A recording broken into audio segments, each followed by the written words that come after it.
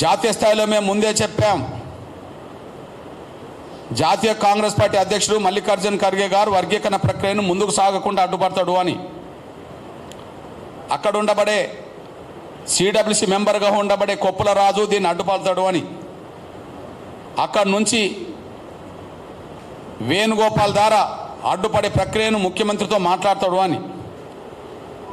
ముఖ్యమంత్రి వాళ్ళ ఒత్తిడికి తలొగ్గద్దని చెప్పి మేము కోరి వచ్చాం. ఇక్కడ కొంతమంది మాల ఎమ్మెల్యేలకు సంబంధించిన వాళ్ళు వర్గీకరణ ప్రక్రియ ముందుకు సాగకుండా ఎన్ని ప్రయత్నాలు చేశారో వాళ్ళు మాట్లాడిన మాటల్లోనే ఉన్నారు. వాళ్ళు మాట్లాడిన మాటల్లోనే ఒకటి ఉన్నది, ఎస్సీ వర్గీకరణ ప్రక్రియ వేగవంతం కాకుండా మేము ఆపుతున్నాము,